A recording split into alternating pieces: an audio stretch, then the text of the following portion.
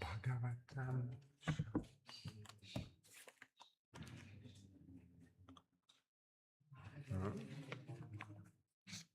Chaitanya Charitamrita. Supreme. Come to 11. Yeah. That one. Look at that. The one. Get it. Yes, yeah. Yeah, at the beginning. Grazie,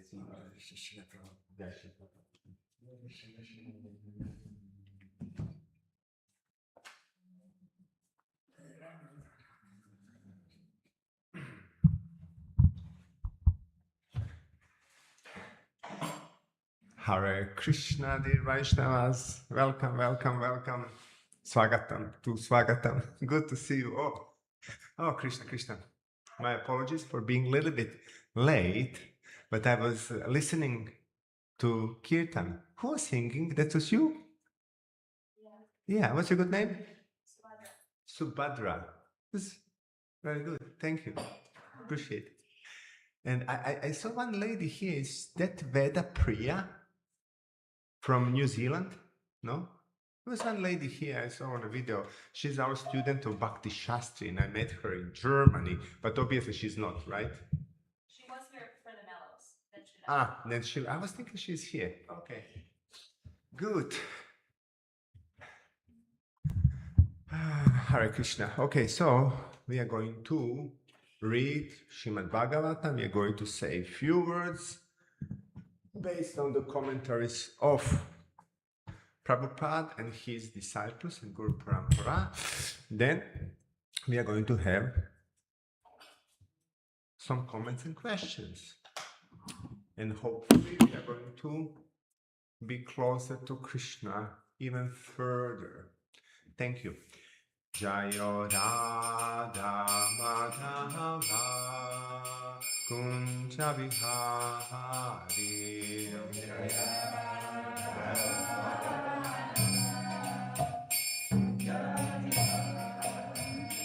Jayo Radha Madhava Kunja Vihari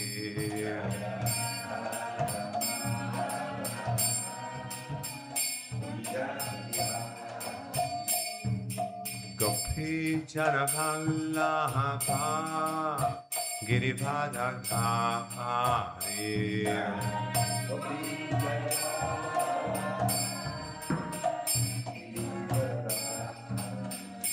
Jaya Gopi Janavallabha Girivadadhari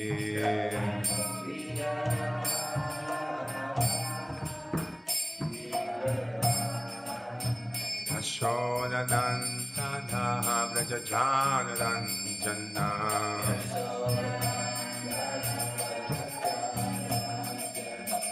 Ashodanantana Vrajajanaranjana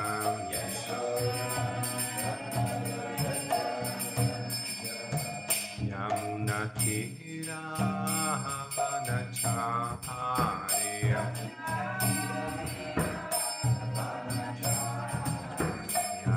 Natira Vanacharya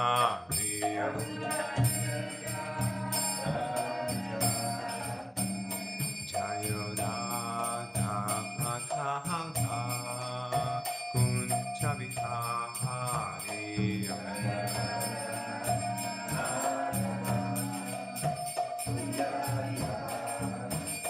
Hare Krishna, Krishna Krishna, Hare Hare, Hare Rama,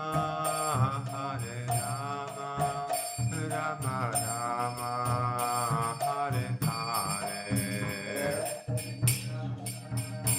Hare Krishna, Krishna Krishna, Hare Hare, Hare Rama,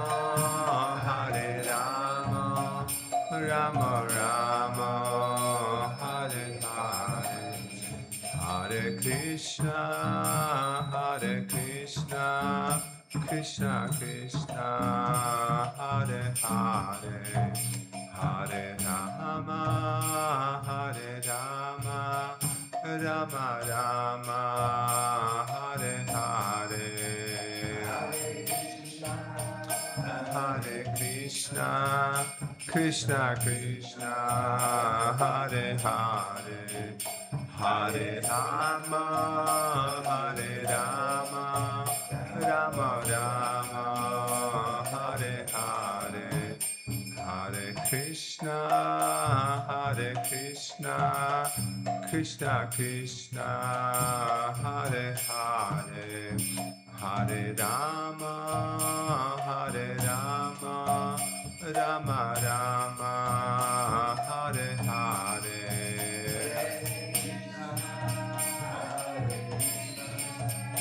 Krishna Krishna, Hare Hare, Hare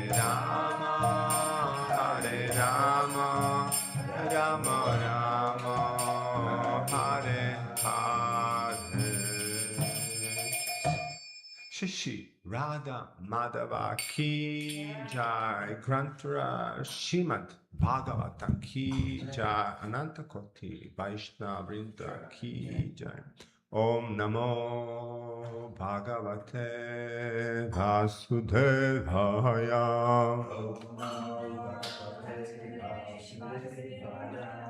Om Namo Bhagavate Vasudevaya.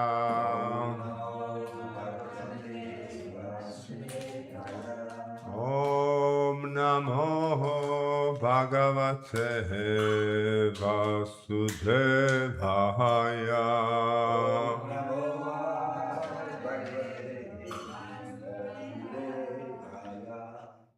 Alright, Vaishnavas, today we are opening a new chapter of 11th canto. And the chapter is entitled Maharaj Nimi meets the 9 Yogendras. And we are at the verse number 1.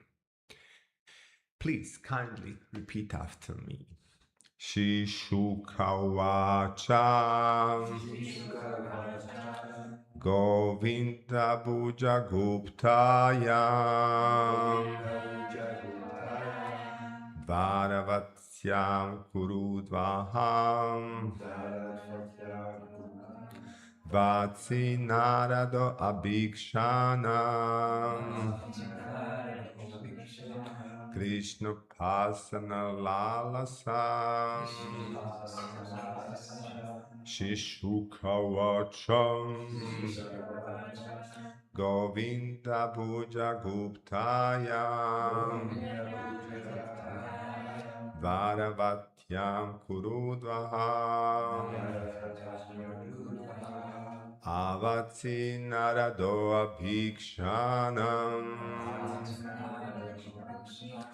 Krishna Pasa Lalasam Shishukavacham Govinda Bhuja Guptayam Varavatyam Kurudvaham Vatsinharada Bhikshanam Krishna Pasana Lalasam Shri Sukavacha Shri Shukavacha Govinda Bhuja Guptaya Govinda Bhuja Bhuktayam Varavacham Kurudvaha Varavajam Kurutvajam Avachin Narado Vixnam Avatsinarada Abhikshanam Krishna Pasana Lalasaha Krishna Pasana Lalasaham Shri Shukavacha Shri Shukavacha Govinda Puja Guptayam Govinda Bhuja Bhuktayam Varavacham Kurudva Varavajam Kurutvaham Narado Vikshnam Avitsinarada Bhikshanam Vishnu Pasana Larasa Krishna Pasana Lalasaham Shri Shukavacha Govinda Bhuja Bhuktayam Varavajam Kurutvaham Avatsinarada Bhiksham Krishna Pasana Lalasaham Shri Shukavacha Govinda Bhuja Guptayam Varavajam Kurutvaham Avatsinarada Bhiksham Krishna Pasana Lalasaham Shri Shukavacham Shri Shuka said Govinda of Lord Govinda Bhuja by the arms Guptayam protected Dvaravatyam in the capital Dvaravati Kuru Udvaha O best of the Kurus Avatsit dwelt, apologies. Naradaha Narada Muni Abhikshanam constantly Krishna Upasanam to engage in worship of Krishna. Lalasaha who had great eagerness. Translation and purport by Srila Prabhupada's disciples based on Prabhupada's previous commentaries and commentaries of previous Acharya, mostly Srila Vishwanath Chakravarti Thakur. Purport. In the second chapter of this canto, Bhagavat Dharma, or pure devotional service to Krishna, is explained by Narada Muni to Vasudeva, who had inquired with devotion. Narada Muni cites a conversation between King Nimi and Jayantayas. According to Srila Jiva Goswami, the word Abhikshanam indicates that although Narada Muni was frequently sent by Lord Krishna here and there for various pastimes, such as inquiring about the affairs of the world, Narada continuously returned to reside in Dwaraka.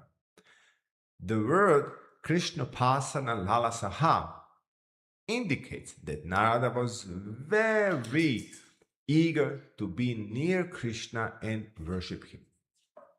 Because of the curse of Daksha, Narada is never allowed to live continuously in one place. Srila Swami, however, has pointed out Na tasyam shapade prabhavaha. In Dwaraka, there is no influence of curses or other such evils, because Dwaraka is the abode of the Supreme Personality of Godhead and is always protected by his arms. as shown by the word Govinda Puja Guptayam. The conditioned souls are struggling within the kingdom of Maya against the cruel laws of material nature, such as birth, death, old age, and disease. But if such conditioned souls have the good fortune to enter the city of Supreme Personality of Godhead, whether Dwaraka, Mathura, or Vrindavana, and live there under the direct protection of the omnipotent arms of the Supreme Lord Krishna, they will experience the unlimited transcendental bliss of real life, which is eternal and which is meant to be lived in the personal company of God. Shri Shukavacha Govinda Bhuja Guptayam Avatsinarado Abhikshanam Krishna Pasana Lala Saha. Shri Shukadeva Goswami said, eager to engage in the worship of Lord Krishna, O best of the Kurus, Narada Muni stayed for some time in Dwaraka, which was always protected by the arms of Govinda. Nama Om Vishnu Padaya Krishna Prishtaya Bhutale Shimate Bhaktivedanta Swami Namine Namaste Saraswati Deve Gauravani Pracharine Nirvishesha Shunyavadi Paschita Desha Tarine Om Gyana Timiranda Syagana Jana Shalakaya Chakshuru Militamina Tasmani Shri Gurave Namaha Jaya Shri Krishna Chaitanya Prabhu Nityananda Shri Advaita Gadadara Shivasati Gaura Bhakta Vrinda Hare Krishna Krishna Krishna Hare Hare Hare Rama Rama Rama Hare Hare. Dear Vaishnavas, good to be with you. Thank you. And I'm always impressed how some of you are steady in this room, in this holy space, and always coming personally to hear Śrīmad-Bhāgavatam. So thank you very much. It's very encouraging and very supportive to us who are maybe not so present in this setting personally, although we are attending the classes being online. Well, you know what's the average of people who are usually attend the class daily? What is what? How many devotees are usually listening to the Bhagavad? Average. Online as well. Yeah, online. I think Online, I have no idea. 13, 14, something. At the end of the day, maybe late, yeah. Something, but maybe even up to 10 sometimes, which are listening live. Okay, dear Vaishnava, so we had great festivals last few weeks. Some of us been also to Germany. We were attending Vyasa Puja of Sachinandana Swami.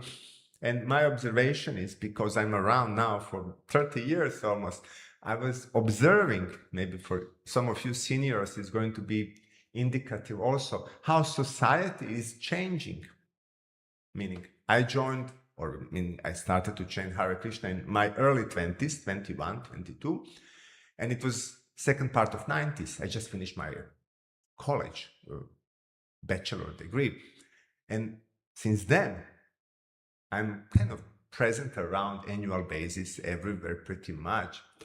And from the social observation, what would you, and also maybe from your experience, what's the main thing which can see is different now, maybe for some of us 25, 30 years ago, and maybe for some of you 45, 50 years ago? What would you say? What's changing in our society when we come to the gathering, when we get to know new people or all people, but The color. the color. okay, the color is changing. That's indicative. Previously it was all orange, now it's all white. That's very clear, and it's clear observation. La couleur. Okay, thank you. Appreciate. Someone else? I like to speak with Vaishnavas. I like to meet, and then I chat with them and get to know them. And also my service is always with the people. So I always get kind of them. Technology. The Technology. technology. Okay, technology crept in But they didn't change the people in a sense they utilized the technology. Okay, that's for sure. We But have with the devotees, 65. what changed with them? Madhu? No, I would say the same thing. Internet, artificial intelligence, the phones, accessibility to the internet. I would also say that.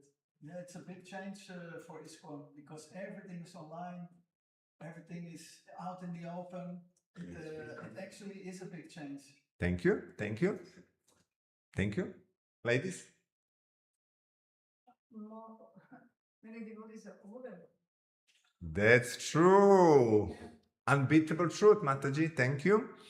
I would observe, well, because when I joined, I was kind of very present and and I was also Euro LGBT secretary and global LGBT secretary. So I was able to kind of interact with the society very intensely, even till now as a service in education. That's the reason I asked for Bhakti Shastri, because I know some of Vaishnavas younger. Things are changed in a way, and for me, it's great.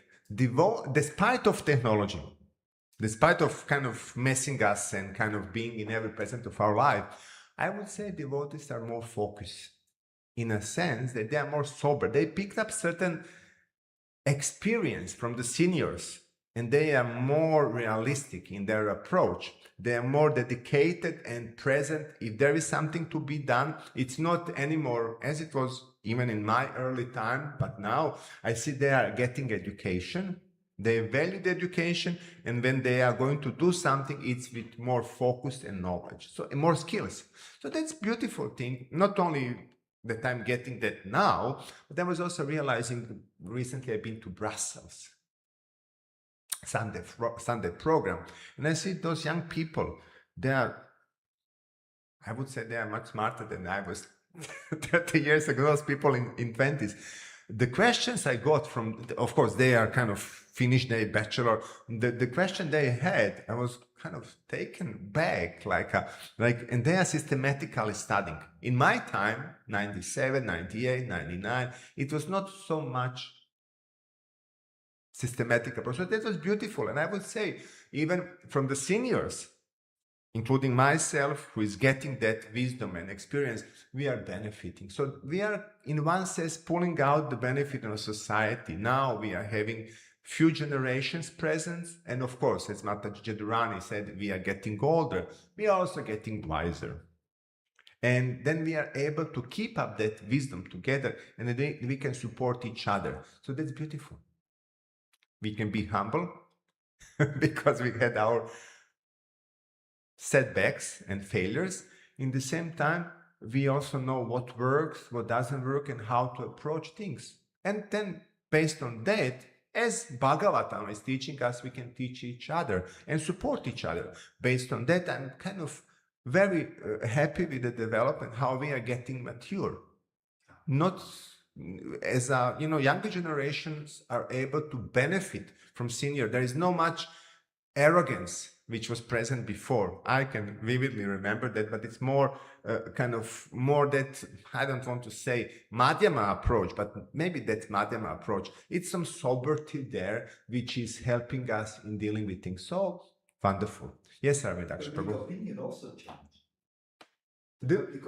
Public opinion is also changed. We have some different circumstances. I would say public opinion also changed because we change, we learn, and we are not, I would say, arrogance. We are much more communicative and supportive each other. We don't see society in an antagonistic way, but we are looking how support each other and uplift the spirit. And that's beautiful.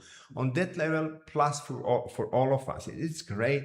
So we are not having some kind of grip, but it's much more natural. So we can engage each other in service. Thank you. And we can also take a look in Bhagavatam also from that angle. In a sense, that's kind of, just today morning, I was thinking about that approach. As a core of whole Bhagavatam is issue of Maharaj Parikshit. He is supposed to die very soon, so there is an urgency. But what's happening in Bhagavatam? Srila Shukadeva Goswami does something amazing. He doesn't say, look boy, I know it. Listen from me. No, he said, look at Narada Muni, and then he recalls someone else, Narada Muni, and this in particular case, we are having, in this chapter, we are having Shuka Uvacha is starting to speak, but he will very soon pull out the narration of interaction between the Narada Muni and Vasudeva. And also, when we hear that, we will see there is, and Narada is calling upon another Lila, Navayogendras, just to, and I would say that's beautiful way how we are teaching each other and how Bhagavatam is present and giving us instructions. In a sense, it's always providing us stories, lilas, which we can much easier relate. And that's beauty in a sense that also avoids direct confrontation with our own false ego, doesn't pulls out directly something in us, but tells us, look, this is what happened to Navayogendras, and this is about this, or this is about that, as a topic. But in the same time, Śrīmad-Bhāgavatam is always teaching the same, and that's mentioned here, from very different angles. Different narratives are teaching always the same. And what's here mentioned in a purport, what is it all about? In one sense, it's kind of mystery of Śrīmad-Bhāgavatam. It always gives you so many narratives, so many stories, so many angles, but it comes down to one and only thing. And I think in this purport, it's brought here with two words. I hope it's, yeah, with the two words. What do you think? What's Bhagavatam all about? And what is Bhagavatam giving us all the time from different angles, by different narratives? No wrong answers, Vaishnavas. Oh, Krishna Upasana. Krishna Upasana, worship of Krishna, that's sure, but also... Huh? First sentence, Madhu, first sentence, what's written there? Two words, starting with B. In the purport. Bhutana, protected by... Bhagavad Dharma. First sentence of the purport. Ah, okay. Bhagavad Dharma. And that's fascinating, right? Because ultimately, Bhagavatam starts and explains so many things, but always comes to the same point. And that's pure devotional service, Bhagavad Dharma. And I would say, Prabhupada's disciples explained that, or they quoted somewhere in an introduction.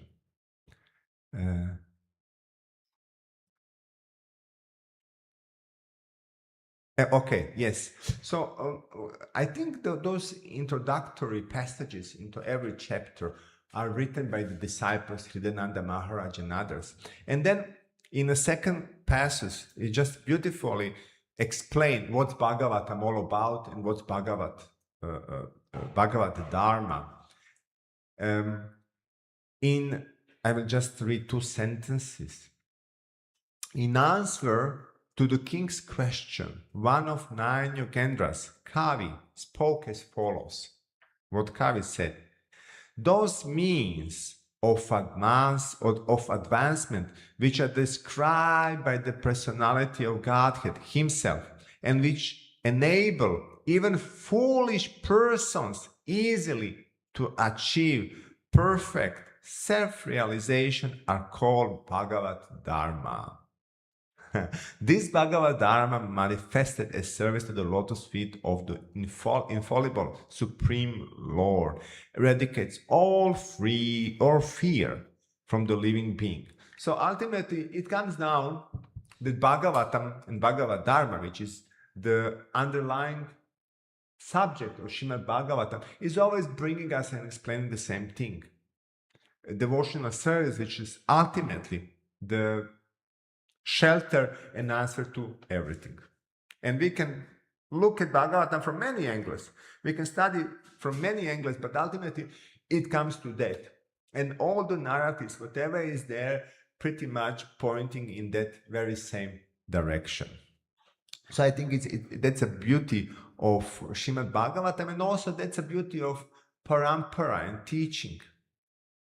I think it's a beautiful point because it doesn't come up to one person, because Srila Shukadev Goswami is referring to someone else, and that someone else is referring to someone else. And at a certain part of Śrīmad-Bhāgavatam, we can have 5 narratives together stacked. One is calling upon another. So that's disciplic succession. How do we teach? How do we get the knowledge?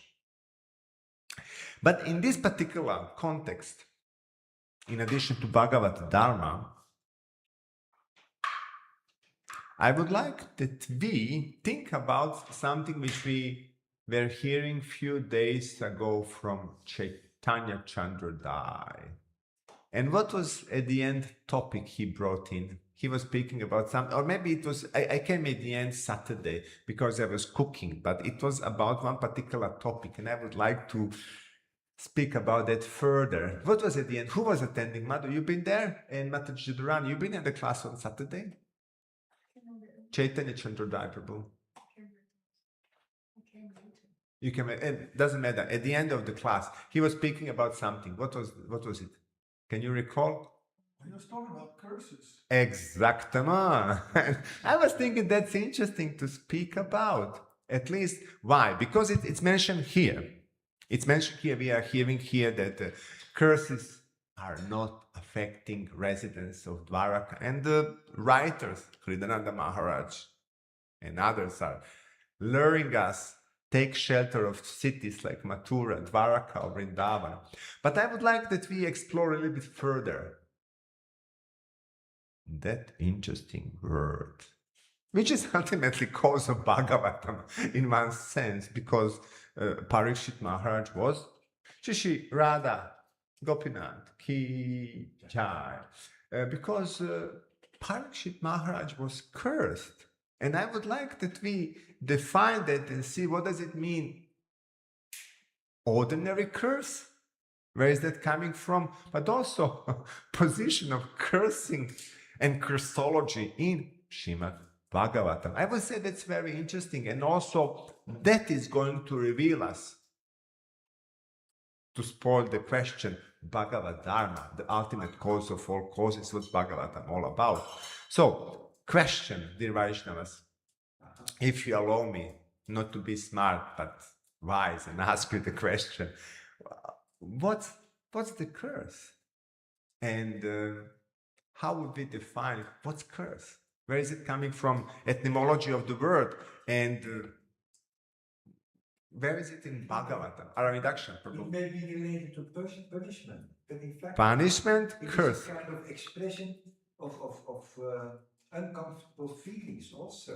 Because I don't feel comfortable about you, I will curse you, and then I get rid of all my negative feelings. That's interesting. It could be like that as well. Shooting the arrow of anger and discomfort. Thank you. I would say that would be quite material approach. I'm irritated by you and I'm going to put you down, and that's okay. But nevertheless, it can function as devotional service when it is the desire of Krishna to perform. That's another thing. Then you get a completely different picture.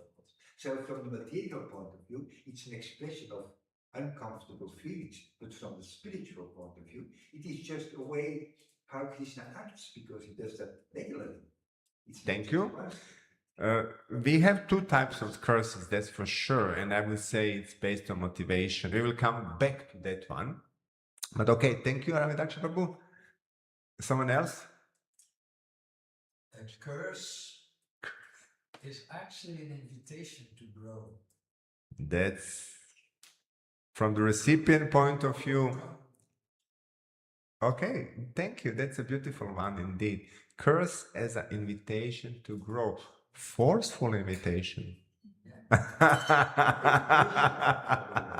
So we are all in that one. Ladies, curse. Any idea from your side, your experience, your knowledge, your realization, your reading? Let us be clear. Curse is so present in Bhagavatam. Everyone is cursing everyone here, spiritually. And we will now make the distinction. But curses are there. Shapa. Shapa, that's the word in Sanskrit, which means curse. Anyone of you would like to try, just to have you also on board that we don't have only Prabhu speaking? Okay, you can join later, doesn't matter, you don't have to. It's interesting enough, I was looking a little bit in etymology of the word, origin of curse. It's coming from Latin word, cursus, and that means prayer for invocation of superpower, daily prayer. So that's pretty much, and it comes to curso, all French, which kuru, and it's connected with the word kuru, which are cursed also. So, and that means also anger. So when we speak about the curse, Aravindaksha Prabhu, you brought it forward. It looks like it's coming from the point of view when someone is upset and want to rectify things. Of course, now we can speak about, which is super important, what's the motivation of the person who is launching that anger, kuru, all French, upon someone else. That's super important. And then we can learn from Śrīmad-Bhāgavatam, but also from our daily life. We can see that depends on the motivation of the person. What's the reason why? Someone can be upset, and be upset to be angry and foolish, cursing someone or blaming someone or accusing someone without any uplifting message behind. In the same time, we can also have the idea, what's Bhagavatam doing? Whoever is placing the curse or superpower, and that's usually by the sages, it defines events and compress the narrative or the lila. So the whole idea is, as we can hear immediately in opening of Śrīmad-Bhāgavatam, what's going on? Parikshit was living fine. He upset Sadhu, Shringi, son of that Sadhu, who was offended. He was offended. Then he cursed Parikshit Maharaj in the same time. That's a big art. How? Depends on our consciousness. Someone is reacting on that curse and what to take from it. For devote, and this is very subtle distinction. Whatever is happening in the life of devotees, as curse is pushing and punching, it's a strength. For devotee, it brings him or her closer to Krishna. For those who are non-devotees, it just brings more misery. So that's pretty much how we can divide spiritual curses and reception of those curses. And I guess in Bhagavatam we have so many examples, starting with whole Bhagavatam based on the curse, which Parikshit Maharaj took it in a way that curse, some misery and upset Shringi went through, came and transformed in something sublime, in Krishna's presence. So that's the way how spiritual is, could be taken. But there are many other examples of cursing in Bhagavatam. Maybe you can think about some of them, and who is the master of curses in Bhagavatam? Depends also from the position, who is cursing. Is it advanced person, advanced spirituals, or less advanced? So what do you think? I think it's both. I mean, if an ignorant person curses another one, that could be the desire of the Supreme Lord as well. So that it is one side, the projection of the negative feelings of an ignorant person. But on the other side, it could be placed in that position by Krishna's divine arrangement. Well, we can say, Aravindaksha Prabhu, that everything is supervised and approved by Krishna on that level. In the same time, we have our free will, and then we can act according to our free will. Sometimes we can pull something or not. That's for sure. Thank you. But some examples of Śrīmad-Bhāgavatam and different position from which person is cursing other person. Any a good example. Can we remember? Darshan and Narada Muni. And the lila. So who is cursing who and why? Darshan cursed Narada Muni. Just it was also. It's here in Bhagavatam in this passage and speaking about. Yes, now it's exactly. It's cursed. So what's the position of Darshan? Is he really like a great devotee, non-devotee, or what's his We motivation? know Daksha. He's a little bit puffed up. Arrogant. That was a term, I guess, I found in the scripture. So that's. But on the other hand, he's a Prajapati, very important personality. So a key figure, so to say. And Narada is also a key figure. But the rules that make this mechanism functioning are playful, and I guess Krishna is behind In that. Bhagavatam, for sure. And Krishna lives in the heart of all the living entities, so that can't be surprisable that sometimes he pushes. This is a tough example you gave because Narada is emblem of bhakti. He's archetype of really bhakti on the bhakta. So whatever comes upon Narada is blessing by default because he's immediately diverting everything to Krishna. But we can also see other type of curses in Bhagavata. Who is the main generator of curses? Who is the main one who does everything? He's cursing left and right, always upset. He's great. Durvasa Muni, indeed. Durvasa Muni is great tapasvi, but he is not maybe so well known as devotee, as a bhakta. He doesn't know how to keep up with his anger, which is coming from austerities. And this is interesting. Now we can ask ourselves, why sages are cursing so often in Bhagavatam? What's going on there? Isn't it? It's just an educational purpose. Okay, educational purpose, but in the same time, he is always pretty much upset. Sometimes that curse comes back to him. What's going on there? Do you know anything with the rasa? When the rasa was cursing and then curse came back. Which? Ambarish Maharaj, indeed. But not only Ambarish Maharaj, but what happened with Ambarish Maharaj? The rasa was... He was upset that Ambarish drank water before feeding him, and then he created a demon to kill Ambarish. But then Krishna sent Sudarshan Chakra to kill the demon, and killed the demon, and then he began to chase the Rasa. Thank you. And we can learn from that one and also some other interactions or curses. What do we learn? What's behind? Not to curse devotees. Not to curse devotees, kind of okay. That very much makes sense. But there is something more. Bhakti. And this is something Bhagavatam is all. But this is kind of for us very important. Because bhakti, devotional service, always is above anything else. Curses, blessings, doesn't matter. In Bhagavatam, curse is blessing and blessing is curse. Doesn't matter. Why?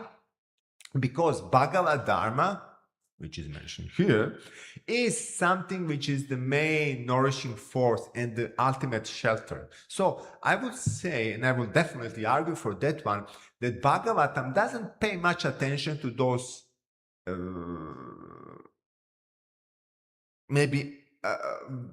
outside settings, but the essence is always in Bhagavatam there. And curses in Bhagavatam culture and Bhagavatam dealing helps to what? To speed up the Leelas. So Bhagavatam, when we hear the curses, we know something must happen, something new direction is going on. And if the person who receives or received a curse is really great devotee, whatever is going to happen afterwards is going to bring that person and others close to Krishna. If someone is not conscious, not able to perceive Krishna's, as Aramidaksha Prabhu was saying, Krishna's hand and supervision and ultimate direction, then it becomes suffering, and it becomes really battle of false egos, how to counteract or not counteract the ego. And we can see that's constantly going on in any kind of interaction. But let me just be clear about something. Curses, as we know, as we heard, are always having certain dramatic connotation, bring certain heaviness. In Bhagavatam, shapa or curse is usually connected with one thing. Bhagavatam is bringing curse word shapa 5-6 times, and it's all about what? Ultimately, disappearance of Krishna.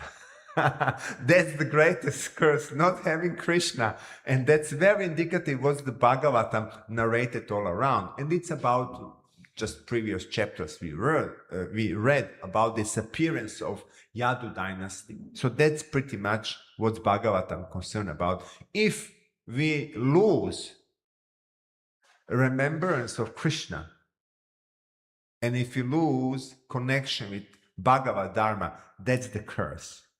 Everything else is blessing because we can wave and connect with Krishna. It helps us on that way. So being cursed, being blessed, doesn't matter. But ultimately, as I said, blessed. So if you take cursed, what's the opposite word of being cursed? Is being blessed. How do we explain that? I think you're right with your dramatic input that a curse or a blessing changes the course of narration, so to say. In that sense, it could be karma as well. It can be Karma. karma. Okay. Reaction.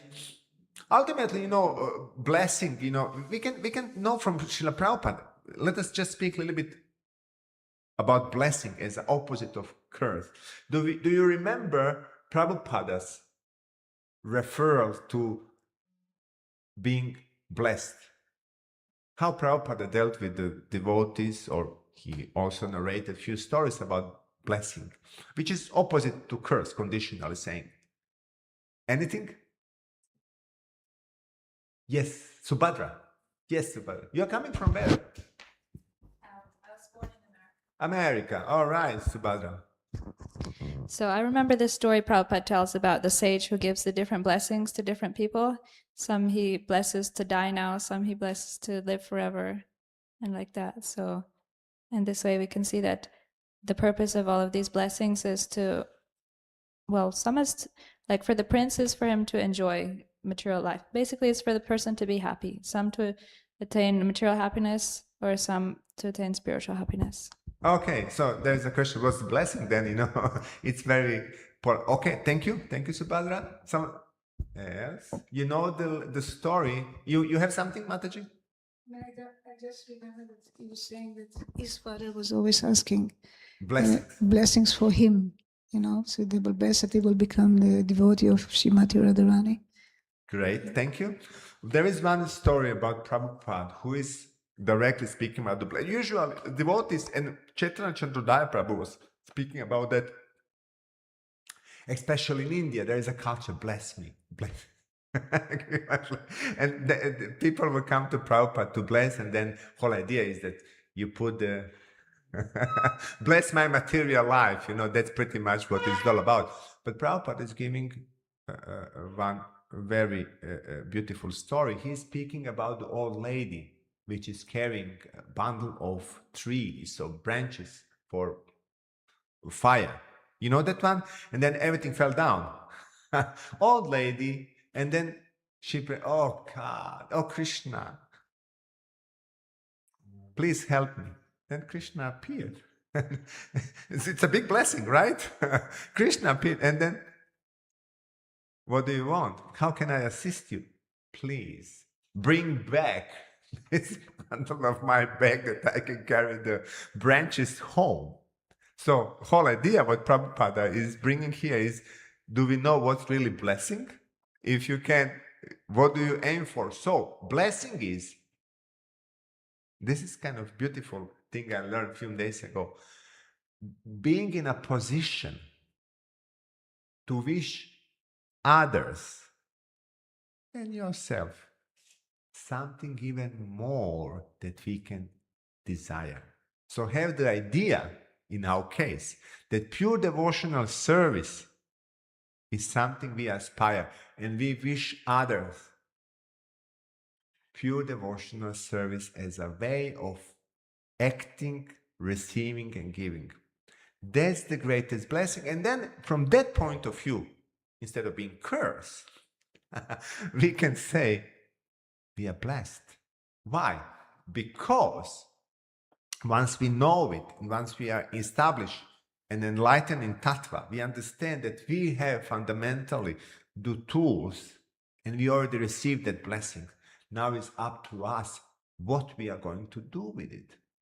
And that's beauty which we should always nourish ourselves and nourish others. Isn't it beautiful? Because that's ultimately underlying premise. We are blessed. And especially if we know a little bit about Krishna, about his devotees, and we can cultivate that on this or another way, that's going to be and it is the greatest savior for us. So that means to be blessed. But just to come back something and connect with Srila Prabhupada and his disciples, Gurudas Prabhu, in his book, whatever it's titled, by his example, he's speaking about one curses, interaction of curses at Himalayas. That's something I said, at least I'm going to narrate to you.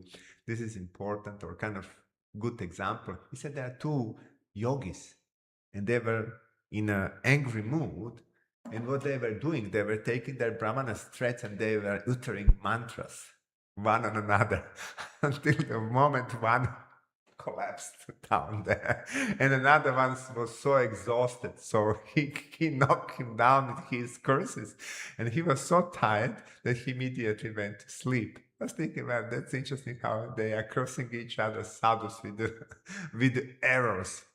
But ultimately, curses, just to come back to the beginning, curses and troubles and certain imposition on us, if we cultivate devotional attitude, if we are aspiring devotees, cannot affect us. And we can everything connect to Krishna, no matter where we are. But as further we are from that consciousness and role and position, which cannot be artificially imposed, then more we are suffering, we are not seeing the meaning. So ultimately, in one sense, we can be cursed and we can be blessed. And it's up to us. How do we take it? How do we deal it? And how do we narrate that to our own self? It's always good every day to reset ourselves, to reset our attitude with others. Are we in a position that we wish good to others? Are we in a position that we aspiring to be nimitra matram, instrument in Krishna's hand for the benefit of others and Lord Chaitanya Mahaprabhu? Or we are looking to be instrument of punishment, which can also be done in service of maybe Yamaraj and ultimately indirect Krishna. So it's up to us to decide what we are going to do. But Bhagavatam is always there to give us the hint that what's really aim and how we, no matter in which good, fortunate or unfortunate circumstances are. Joy! Immediately I said, fortunate you came in. Is that coincidence? I was listening. You were waiting for the moment. Hare Krishna. And we can always uplift it. So there is no error on that level. And that's beauty. And maybe, one more thing I would like to say for the end, which is also good and funny. Was Krishna ever cursed? Indeed. And Krishna was, we have, our famous lila with Shankachuda and Tulasi. What happened? Shankachuda was quite powerful demon, and Krishna tricked Tulasi, appeared in front of her as Shankachuda, identical. Vishnu can do that. And then Shankachuda's strength was based on her chastity. And Krishna, who is stone-hearted, as Tulasi said, he tricked her and then she cursed him. Let you become the stone based on the fact that you don't have feelings and you did what you did. So Krishna is worshipped as, and Krishna is known as Shalagram. And ultimately you can see whatever is going on, everything can be divine. Even Krishna accepted that. And then now Vaishnavas are able to worship Krishna in form of Shalagram. Amazing, amazing, amazing. Thank you, dear Vaishnavas. I will not speak more. I had a few more points, but hopefully this was of some interest for you and some insights. Don't curse me, but I tried my best. This is a very relevant topic for all of us, ultimately. And I tried to bring some insights which could be helpful, insightful, and but don't forget, we are all blessed. We are all blessed, ultimately. Only how do we take it? It's another thing, but that's something we can work, and that's our personality, and that's beauty. We have our own role to play in that divine game of our life. Thank you very much. I appreciate your attentiveness. No one fell asleep. Blessing, blessing, blessing. I'm hearing now, if there are any questions, comments, commentaries, I will be more than happy. Ramananda. The Latin etymology, what did it mean? Curse, in the Latin etymology. Aha. Well, it comes down from the curso, which means daily prayer. Daily prayer, invocation of divine power for something to happen. But this is kind of trick one. If it's not invoked for the benefit. And now this is the question, Aramidaksha Prabhu. How do we transform our thoughts, desire? Is it for benefit or is it for destruction? Just to give you one thing, which is, I think, very relevant. We are all cursing each other and blessing each other every day, including our own self. I will give you just one beautiful story. What do we desire and wish upon others? My hobby is to listen near-death experiences. That's something what I'm doing that, and I like it, and it's very insightful. One lady, she departed. She had a heart failure, and she left the body for 10 minutes. And usually 20% of people who are having heart arrest, they have particular experiences. That lady, she was a nurse. In 30s, and she said she was furious on her ex. That's one thing. And she was furious because he left her, left the kids. And she couldn't figure out anything. Why? Because ex-husband would promise things and he would not deliver. Kids were kind of bewildered. Why is daddy not giving us the present? Why doesn't? And she said, I can't, I was just desiring his end. I was hating him for years. Then she went out of the body, and then she said she was having full experience what's going on another level. That lady said, and then she had insight. Every thought, whatever think, whatever remark, whatever emotion we are having upon others, it goes to them. He is like this, she is like that.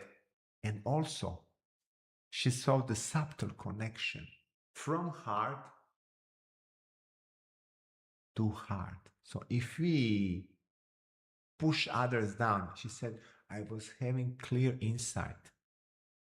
It came back to me. And I was also ruining my own personality. Not only that, because she was furious on God. How my life can be like this? Why that person is ruining my life? Why kids are not complete and happy? Then she had insight. And that happened years later.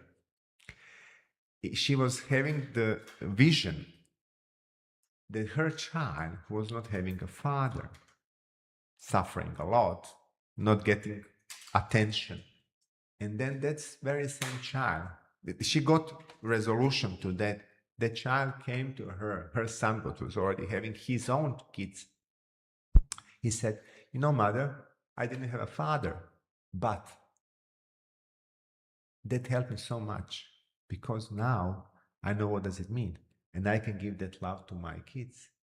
Then for her, being suffering for years, having that experience while she left the body, years later, she encountered very same vision she was encountering in that state of being out of the body. So what's the conclusion?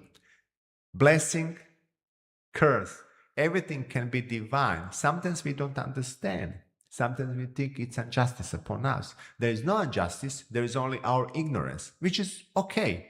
But don't conclude, work on that because there is a divine story behind. Maybe we are not knowing that now. Pandavas are also unaware why is it going on. Bhishma also, but there is something which is divine arrangement and we should have trust in that. So ultimately we are all blessed if we persist, if we try to take off the veil of illusion. So that's what my humble wish and blessing upon all of us. Thank you very much. Sorry, my apologies, I just couldn't skip that story, which is so good. Yeah, thank you. No, thank you. Thank you very much, Prabhu.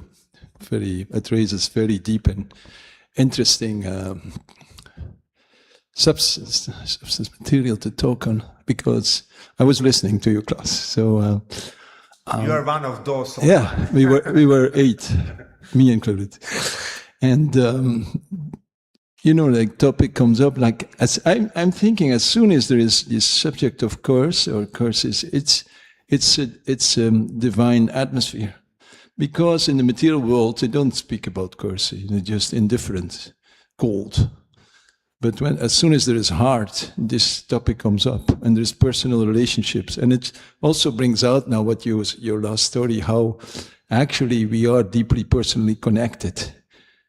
And it brings up the subject of attitude, and I was thinking about Ashvatam and also about Gurmahan, always asking the blessings to all whoever came to his house, that Srila Prabhupada will become a devotee of Radharani. Yeah?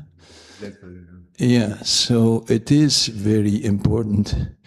And I'm also thinking about, I just went to, we are preaching in Ghent, and now where we're sleeping, it's on 2 kilometers for a big place. There is like a basilic, basilic, big church. And my mother used to go there on pilgrimage and to go and surf, she said, Dinan, And so it was interesting for me to go back there. And I didn't know that it was such a big place. But, the whole thing which is happening there, many people go there.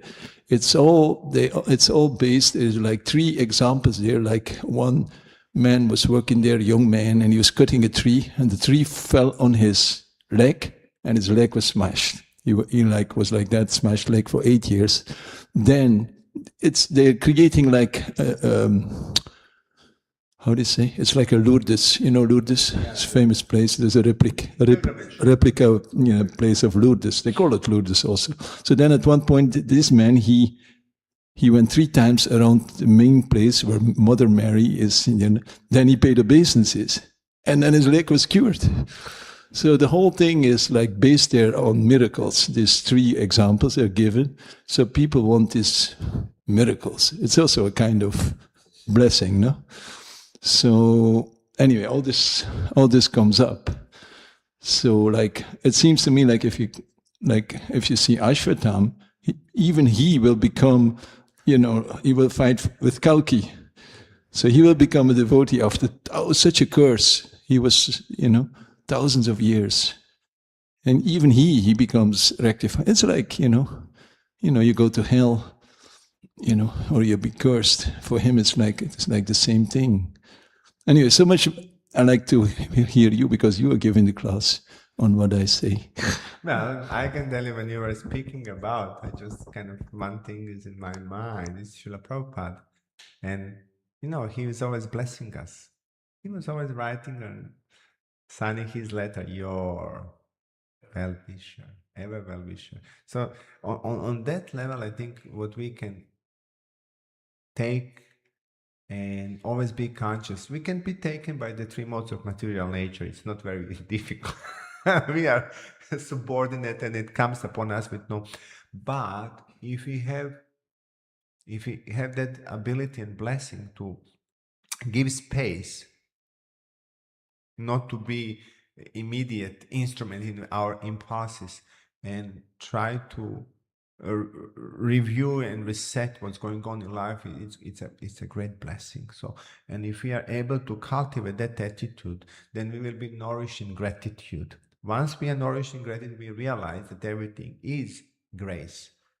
Sometimes because of circumstances we are just covered, as Parishit was covered, as Arjuna was covered.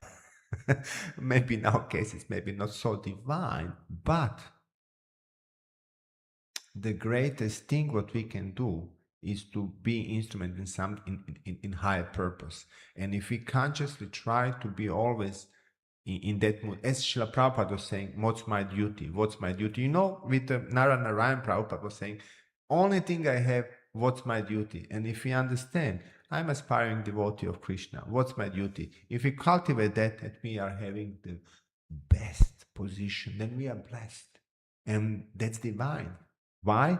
Because we will always naturally, no matter it's good or bad, that's just, we will always be able to find a way, maybe not as a Shvatama in so many years, centuries, but that's blessing. So we are blessed. I was telling that we are really blessed, and not that we are to be puffed up about that, no, but because we have that privilege, we got something which we should nourish and cultivate. That's bhakti, that's Bhagavad Dharma.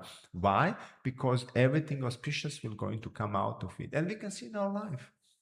So on that level, it's such a privilege and blessings we are having. How not to be grateful in that and try to yield some service out of it, which is going to uplift also not only us but also those we touch heart to heart, and then his or her heart is going to go up a little bit, and then we will also grow, and then we will have more capacity. Isn't it beautiful? Is there anything else we can do in life? And we have it. So we are blessed. Thank you, Raya. Appreciate it. Maybe last thing on that, it gives meaning to me also to come to Prabhupada Puja. Because, we may love to have this culture in India, you were saying, always asking for blessings. But actually, when we do puja, we come to ask Prabhupada's blessings. And there is meaning to it, it's good to do that. Otherwise we have the puja every day. So also Gaur Mahan was always praying, always asking for the blessings, and it worked. Absolutely. We could say, Srila Prabhupada is a pure devotee, so what's the use of asking for blessings? He's a pure devotee anyway, he's sent by Krishna. Yeah, but maybe it was also for his benefit, Gaur Mohan, that he had this culture of doing that. And while we are doing devotional service, we keep praying. Not I got the instruction, I do it, the power is in the instruction, but we keep praying for the blessings that we can. Anyway. Yeah, that's to be in divine consciousness, that's for sure. Thank you. I appreciate it. Really insightful. If there are no more comments, it's 9:05. If there is no, I appreciate your time. Thank you very much, internet audience. Also, thank you very much. Thank you very much for your inputs and your comments and your attentiveness. Let us all be blessed with the Bhagavad Dharma. That's all about here. Life after life. Hare Krishna. Grantaraj Śrīmad-Bhāgavatam ki jai. Ananta Koti Vaishnava Vrinda ki jai.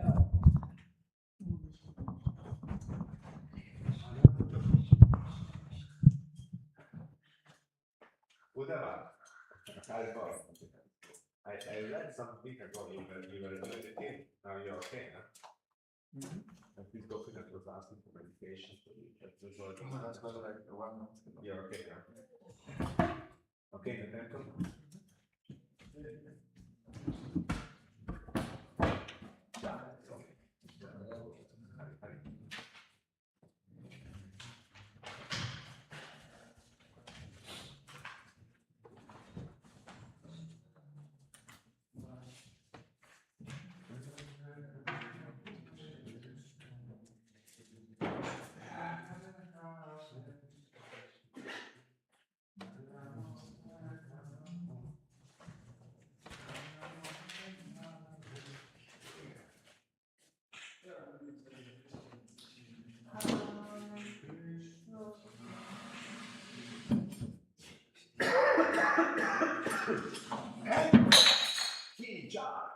Yes. Blessings. Yes.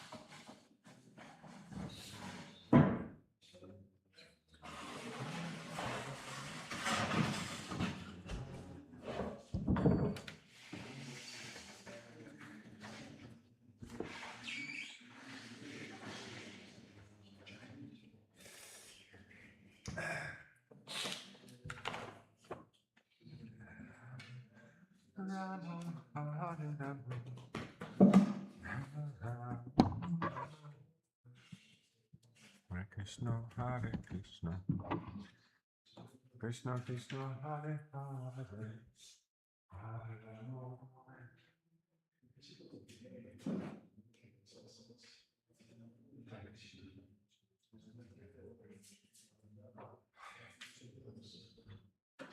Hare Krishna, Hare